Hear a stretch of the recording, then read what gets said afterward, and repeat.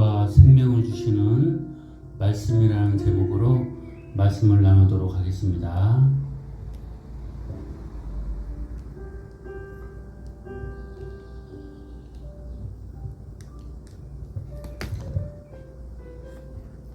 공생의 제1년 6월절 절기 때 예루살렘에 올라가셨다가 내려오신 예수님은 다시 갈릴리로 돌아오셨습니다.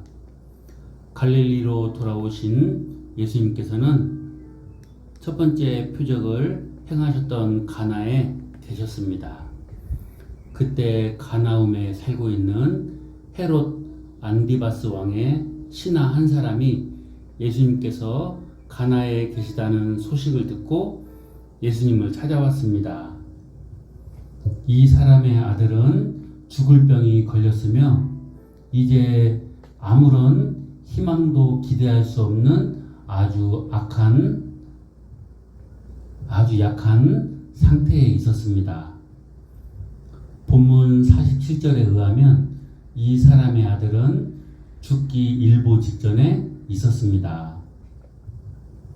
본문은 예수님을 찾아와서 아들의 병을 고쳐달라고 간청하는 이 사람을 왕의 신하라고 하고, 이 사람이 가버나움에서 왔다고 한 것을 보면 이 사람은 갈릴리와 베레아 지방을 다스렸던 분봉왕 헤롯 안디바스의 신하인 것이 분명합니다.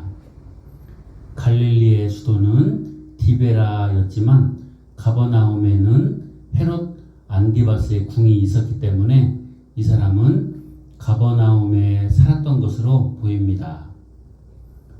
본문에 사용된 단어들을 살펴보면 이 사람의 아들은 독자인 것으로 보입니다.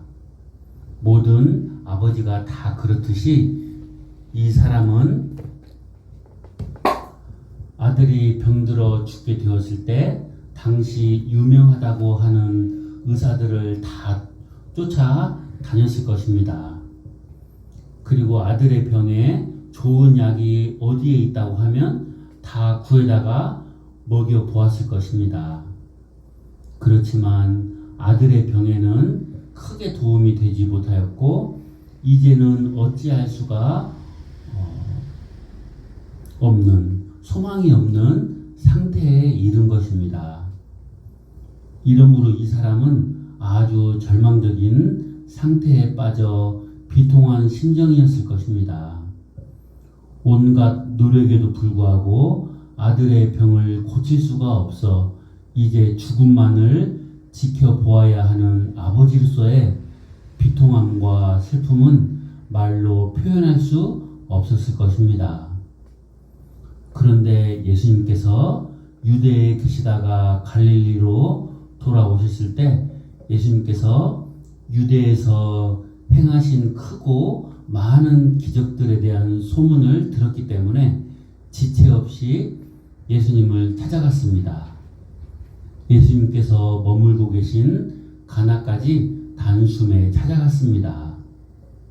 이 당시에는 가버나움에서 가나는 가까운 거리가 아닙니다. 가버나움에서 가나까지 가려고 하면 갈릴리 서쪽 바다를 따라 남쪽 아래로 막달라를 거쳐 쭉 내려와서 디베라까지 와야 합니다. 그리고 나사렛이나 가나는 해발 400m에 위치해 있었고 산중에 있었기 때문에 디베라에서 가나까지는 산길을 따라서 계속해서 올라가야 했습니다. 이 왕의 신하가 살고 있는 가버나움에서 디베라까지는 약 15km가 되고 디베라에서 가나까지는 25km 정도 됩니다. 그러니까 가버나움에서 가나까지의 거리는 약 40km 떨어진 곳에 위치해 있습니다. 지금이야 차가 있으니까 40km면 금방 갈 수도 있지만 이때는 가까운 거리가 아니었습니다. 그런 길을 이 왕의 신하는 자기 자식이 죽어가는 것을 생각하면서 정신없이 올라간 것입니다. 이 왕의 신하가 예수님께 당도했을 때는 한낮이었습니다. 왜냐하면 본문 52절 말씀에서 볼 수 있듯이 예수님께서 내 아들이 살아있다고 하셨을 때가 제7시라고 했기 때문입니다. 성경에서 제7시는 우리 시간으로 오후 1시쯤에 해당하는 시간입니다. 그래서 이 왕의 신하는 오후 1시에 예수님으로부터 너의 아들이 살아났다는 말을 듣고 거기서 떠나 밤늦게 디베라에 도착하였습니다. 거기에서 하루를 머물고 그 다음날 아침 일찍 디베라를 떠나서 가버나움 집으로 가던 도중에 자기 종들을 만난 것입니다. 종들을 만나서 예수님께서 가라 너의 아들이 살아있다 라고 말씀하신 제7시에 아들이 열이 떨어졌고 건강을 회복하였다는 것을, 즉 죽기 일보 직전에 있었던 아들이 살아났다는 것을 알게 되었습니다. 모든 부모가 그렇듯이 자식의 생명이 풍전등화와 같은 상태에 있었기 때문에 왕의 신하 역시 거리에 멀고 산의 높음은 문제가 아니었습니다. 왕의 신하는 가버나움이라는 번화한 도시에 살았기 때문에 예수님께서 가나에서 행하셨던 표적과 유대에서의 많은 기적들을 행하셨다는 소문을 들었을 것입니다. 그래서 그런 분이라면 자기 아들도 곧 고치실 수 있다는 희망을 가지고 예수님을 찾아간 것입니다. 예수님을 만난 왕의 신하는 내 아들의 생명이 풍전등화와 같사오니 내려오셔서 내 아들의 병을 고쳐주셔서 라고 청하였습니다. 그런데 예수님은 48절에 너희는 표적과 기사를 보지 못하면 도무지 믿지 아니하니라고 하심으로 조금은 냉정하고 책망 섞인 말씀을 하셨습니다. 그러나 왕의 신하는 예수님의 조금 냉정하고 책망 섞인 말에 대해서 개의치 않았습니다. 그는 다시 더욱더 간절히 주여 내 아이가 죽기 전에 내려오소서라고 청하였습니다. 왕의 신하의 더욱더 간절한 요청에 대해 예수님은 가라 너의 아들이 살아있다 라고 하심으로 아들의 병을 고쳐주셨습니다. 이 일로 인하여 왕의 신하의 가정이 구원을 받았습니다. 자, 예수님께서 왕의 신하에게 조금은 냉정하고 책망 섞인 말씀을 하신 결과가 어떻게 되었습니까? 50절에 의하면 그 사람이 예수님께서 하신 말씀을 믿고 가더니 라고 말하고 있습니다. 왕의 신하는 예수님께서 하신 말씀에 조금도 의심하지 않고 믿고 내려갔습니다. 어떻게 이런 일이 일어났습니까? 예수님의 말씀이 이 사람 속에 역사하셨기 때문에 믿음이 일어나게 된 것입니다. 그러니까 사실 조금은 냉정하고 책망 섞인 말씀이라고 생각되는 48절의 예수님의 말씀은 이 왕의 신하를 냉정하게 대한 것도 아니었고 책망하는 말씀도 아니었다는 것을 알 수 있습니다. 사실은 예수님께서는 이 왕의 신하로 하여금 자신을 냉정하게 돌아보게 하시고 그 상태에서 예수님의 능력을 믿도록 하기 위함입니다. 다시 말하면 예수님께서는 왕의 신하를 긍휼히 여기셔서 하신 말씀이었다는 것입니다. 본문 48절에 예수님의 말씀에 대해 그렇게 생각할 수 있는 것은 예수님의 이 말씀이 왕의 신하에게 믿음을 일으켰기 때문입니다. 그리고 그 믿음의 결과 왕의 신하의 온 가족이 예수님을 믿고 구원을 받게 되는 일이 일어났습니다. 예수님께서는 그의 가족의 구원을 생각하고 그렇게 말씀을 하신 것입니다. 우리는 여기에서 한 사람의 믿음이 얼마나 중요한 것인가를 생각할 수 있습니다. 한 사람이 믿음에 굳게 섰을 때 그의 가족이 구원을 받게 되는 것을 생각할 수가 있습니다. 우리는 여기에서 왕의 신하가 예수님께서 가나 혼인집에서 표적을 행하셨고 지난 8개월 동안 예루살렘과 유대에서 많은 기적들을 행하셨다는 소문은 들었지만 가라 내 아들이 살아있다 라는 말씀에 대해서 곧바로 믿고 갈 수 있을까 하는 의심이 생깁니다. 우리들이라면 그렇게 할 수가 있었을까요? 예수님께서 같이 가셔서 죽어가는 자기 아이의 머리에다가 손이라도 얹고 기도라도 하신다든지 아니면 같이 가셔서 죽어가는 아이라도 보고 무슨 말씀을 하시든지 그 어떤 행위를 하시든지 하여야 믿음직스럽지 않겠습니까? 그런데도 그런 것도 없이 가라 내 아들이 살아있다 라고 하신 이 한마디 말씀을 그대로 믿고 갈 수 있느냐는 것입니다. 그런데 이 왕의 신하는 예수님의 말씀을 그대로 믿고 곧바로 순종하고 가나를 떠나 자기 집으로 행했습니다. 어떻게 이런 일이 일어날 수 있었을까요? 그 이유가 오늘 본문 48절에 있습니다. 48절에서 예수님께서 조금은 냉정하고 책망 섞인 말씀을 하실 때 이 왕의 신하는 그 말씀을 통해서 자기 자신을 돌아본 것입니다. 그러니까 48절은 사실은 예수님께서 왕의 신하를 냉정하게 대하신 것도 아니고 책망하신 말씀도 아닙니다. 이 왕의 신하와 그의 가정을 긍휼히 여기신 말씀인 것입니다. 이 왕의 신하는 예수님께서 하신 말씀에 대해서 더 이상 이유를 달지 않았습니다. 그는 곧바로 예수님께서 하신 그 말씀대로 이루어질 것을 믿고 자기 집으로 내려갔습니다. 그런데 본문에서 볼 수 있듯이 왕의 신하가 처음부터 예수님을 믿은 것은 아니었습니다. 그러므로 본문에서 가장 중요한 것은 이 왕의 신하가 예수님을 어떻게 알았으며 어떤 분으로 알고 있었느냐 하는 것입니다. 이 왕의 신하가 예수님에 대해서 어떻게 알았을까요?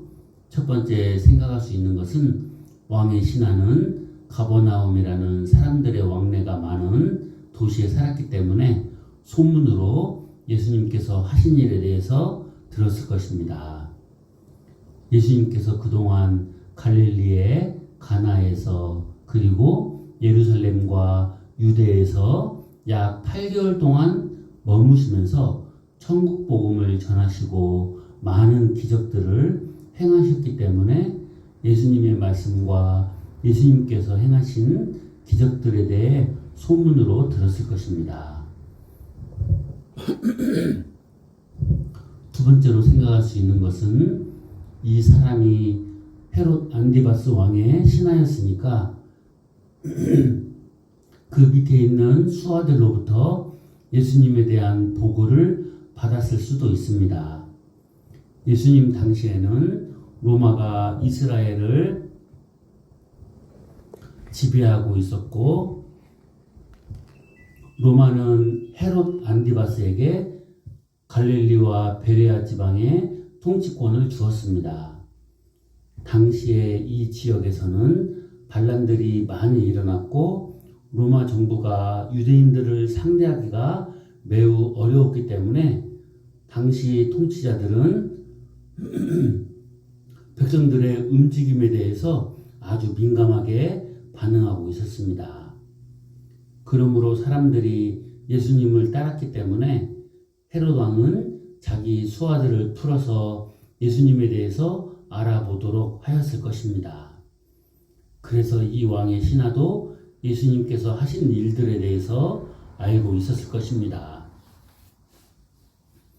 그러나 그것은 단순히 아는 것에 불과했지 그가 예수님을 신뢰하는 것은 아니었습니다.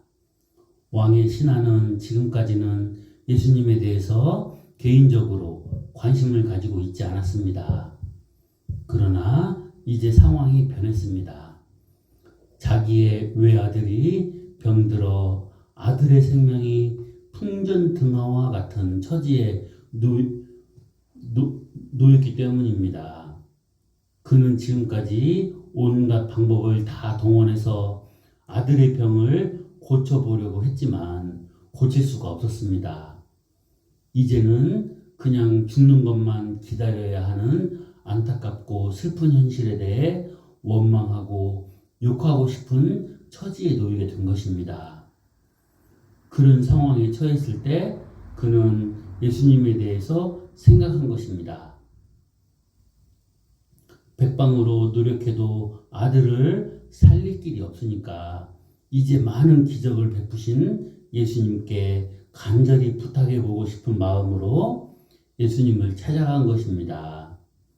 그는 오직 자기 아들의 회복만을 생각하면서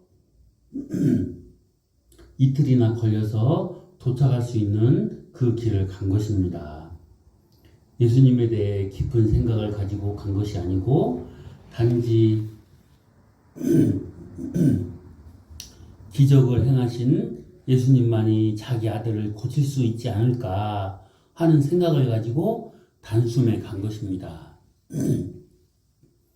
그런데 이 사람이 예수님을 만나 아들의 이야기를 했을 때 예수님은 너희는 표적과 기사를 보지 못하면 도무지 믿지 아니하니라 고 조금은 냉정하고 책망 섞인 말씀을 하셨습니다. 사실 이 말씀은 이 사람을 책망하려는 의도로 말씀하신 것이 아닙니다. 예수님께서는 이 사람으로 하여금 나는 예수님을 어떤 분으로 생각하고 있기에 내가 지금 예수님께 나와서 내 아들의 병을 고쳐달라고 하는가 하는 사실에 대해 깊이 생각할 수 있는 기회를 주신 것입니다. 예수님께서 본문 48절에서 하신 말씀의 의미는 바로 이것입니다. 너희는 표적과 기사를 보고서야만 믿음이라는 것을 얻을 수 있는 그런 종류의 인간이다. 예수님께서는 표적과 기사나 또는 예수님을 보지 않고도 하나님의 말씀을 믿는 하나님의 말씀을 듣고 순수하게 그것을 받아들이는 사람이 참 복되다. 그런 말씀을 하신 적이 있으시죠. 다시 말하면 내가 어떤 기적을 행한 후에 그 결과를 보아야만 비로소 그 가치를 인정할 정도의 대단히 실증적이고 현실적인 인간이다. 그런 의미로 말씀하신 것입니다. 한마디로 말하면 믿음이 없다는 것입니다. 그리고 이 말씀은 다음에 예수님께 가라 너의 아들이 살아났다 하신 말씀을 믿도록 하시려고 하신 말씀이었습니다. 그러므로 본문 48절에 예수님의 말씀은 이 사람에게 있어서 쉼표와 같은 것이었습니다. 지금 이 사람은 오직 예수님만이 풍전등화와 같은 처지에 놓인 자기 아들의 생명을 살릴 수 있다는 생각을 가지고 단숨에 예수님께 나왔습니다. 그래서 이 사람에게는 예수님이 어떤 분이시기에 내가 지금 이분에게 내 아들의 생명을 살려달라고 달려왔지? 하는 것에 대해서 깊이 생각할 수 있는 마음의 여유가 없었던 것입니다. 예수님께서는 이런 상태에 있는 사람에게 예수님에 대해서 다시 한번 생각할 수 있도록 쉼표를 주신 것입니다. 이 사람은 예수님께서 주시는 쉼표를 통해서 잠시 생각할 수 있었을 것입니다. 그렇다고 해서 그가 예수님에 대해서 크게 깨달은 것은 아닐 것입니다. 그러나 적어도 이 사람은 본문 48절 이후에 자기의 믿음을 갖게 되었을 때 근거가 되는 생각을 하게 된 것입니다. 아, 그렇구나. 나는 매우 실증적인 사람이었구나. 즉, 예수님이 어떤 분인가에 대해서 깊이 생각하고 안 것이 아니라 소문을 통해서만 여기에 왔구나. 예수님께서 병을 고쳐주셔야만이 기적을 보여주시고 표적을 보여주셔야만이 내가 예수님을 믿는 그런 종류의 사람이구나. 나는 매우 현실적인 사람이었구나 하는 것을 생각했을 것입니다. 그리고 그는 또 예수님은 높으신 분이시고 자비로운 분이시기 때문에 나를 불쌍히 여겨주실 것이라는 생각을 하지 못하고 나는 오직 내 아들의 생명만을 생각하고 내 아들에게 기적만을 행해 주기를 바라고 나왔구나 하는 생각을 했을 것입니다. 그 결과 예수님 앞에서 자기 자신을 돌아보게 된 것입니다. 예수님에 대한 자신의 부족과 결핍된 생각들을 되돌아 보았을 것입니다. 그래서 그는 예수님의 말씀을 믿어야겠다는 생각을 하게 된 것입니다. 이와 같이 믿음은 자라나고 발전하는 생명체인 것입니다. 우리가 하나님을 섬기고 살아갈 때에도 쉼표가 필요합니다. 우리는 무조건 믿는 것이 순수하고 좋은 믿음이라고 생각하기가 쉽습니다. 그러나 사실 그것처럼 어리석은 것이 없습니다. 우리는 무조건 믿는 것이 아니라 우리의 믿음의 대상에 대해서 깊이 생각하고 확정을 얻고 믿어야 합니다. 그래야 흔들림이 없이 바로 서 나갈 수 있는 것입니다. 다시 말씀드리면 우리가 하나님께 무엇인가 필요한 것을 간절히 구할 때 하나님이 어떤 분이신가, 그 하나님에 대한 인식, 나는 그 하나님 앞에서 어떤 존재인가, 얼마나 부족하고 연약하고 죄성이 많은 사람인가, 하나님이 은혜와 사랑이 없으면 정말 아무것도 해결할 수 없는 그런 미약한 존재구나. 하나님을 사랑하고 가까이 하는 자를 도와주시고 보살펴 주시고 지켜주시는 분이시구나. 내가 왜 이러한 요구들을 하는 것인가? 나의 필요를 위해서만 나의 욕심과 어떤 계획을 성취하기 위해서만 구하고 있는 것은 아닌가? 아니면 하나님의 영광을 위해서 하나님께 더욱더 헌신과 충성을 다할 수 있는 사람이 되겠다는 그런 각오를 가지고 이런 기도를 하고 있는가? 그것을 돌아볼 수 있어야 하겠다는 것입니다. 예수님께서는 이 왕의 신하의 중심에는 당신이 행하시는 기적을 단순히 자연 현상 가운데서 일어나는 일이 아니라 기적을 통해서 당신에 대해서 믿을 수 있는 사람인 것을 보신 것입니다. 그래서 이 사람에게 쉼표를 주셔서 예수님에 대해서 다시 한번 생각하게 하신 것입니다.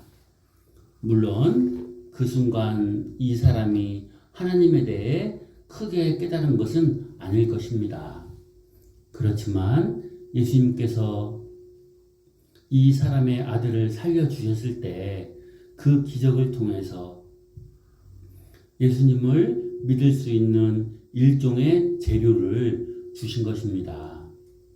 그래서 결국 이 사람은 주님께서 자기와 함께 가시지 않고 말씀만으로 이루어진 기적을 경험한 후에 온 가족에게 예수님을 전할 수가 있었고, 그 결과 온 가족이 모두 믿고 구원을 받을 수가 있었던 것입니다. 이것이 너희는 표적과 기사를 보지 못하면 도무지 믿지 아니하리라 는 이 말씀의 의미인 것입니다. 오늘 본문 49절에 있는 이 사람의 두 번째 간청은 47절에 있는 첫 번째 간청과는 차원이 다른 간청이라는 것을 생각할 수 있습니다. 두 번째 간청은 48절을 통해 예수님에 대한 생각의 변화가 있은 후에 된 것으로서 자기의 부족과 결핍과 무례함을 인정한 터 위에서 자기의 현실적인 문제를 해결해 주기를 간구한 것입니다. 이 왕의 신하에게 있어서 구원에 이르는 믿음을 위한 일보 진전이 일어난 것입니다.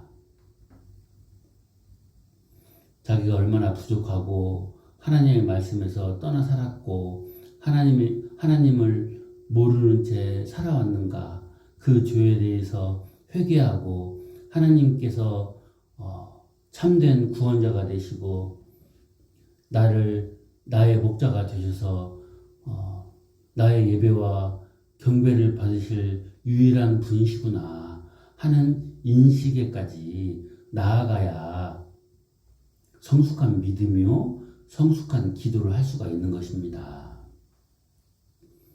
그 결과 가라 너의 아들이 살아났다는 예수님의 말씀에 그 사람이 예수께서 하신 말씀을 믿고 가더니 그랬습니다.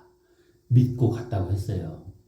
이 사람이 하나님의 말씀에 대해 가타부타 이의를 제기하지 않고 즉시 순종할 수가 있었던 것입니다. 하나님의 말씀에 의해 이 사람 안에 예수님에 대한 인식의 변화가 일어났기 때문에 즉시 순종할 수 있는 믿음이 일어나게 된 것입니다. 구원의 신앙에 이르게 되는 내적인 변화, 즉 마음의 변화가 일어나게 된 것입니다. 오늘 본문을 통해서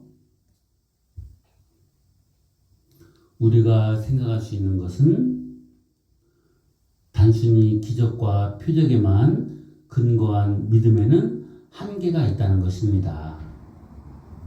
기적신앙, 일시신앙,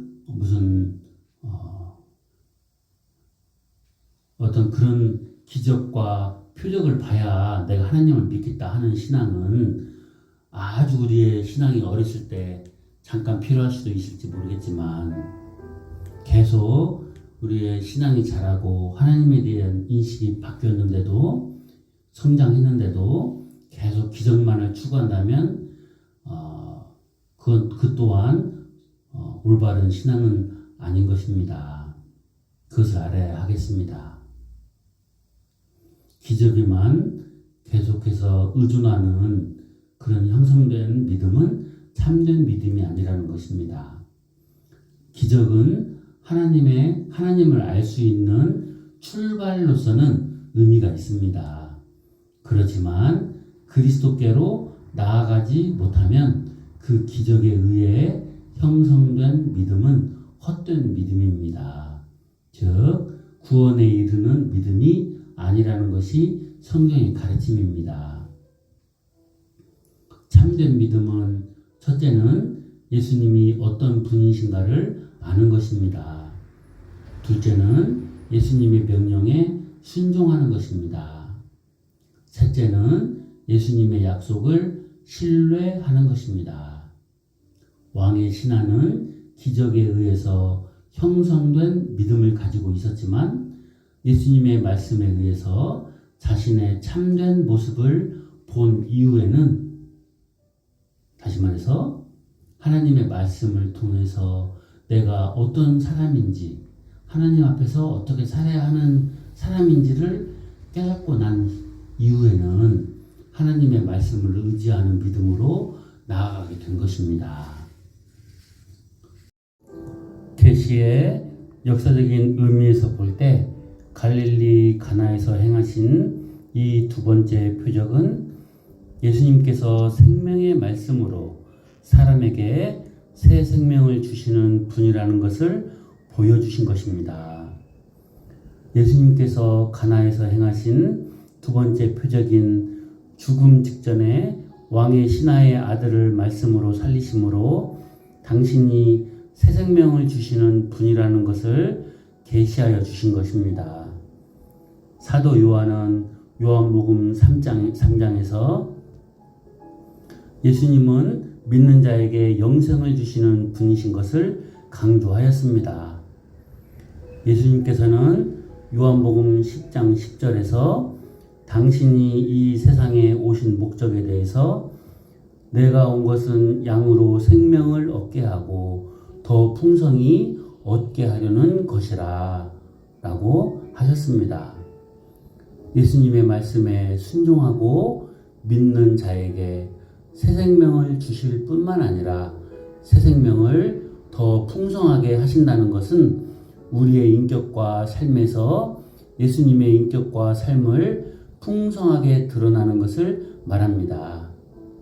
오늘 우리에게 구원을 주시고 영생을 주신 하나님을 찬양하고 구원에 합당한 삶을 살아가는 우리 모두가 되었으면 좋겠습니다.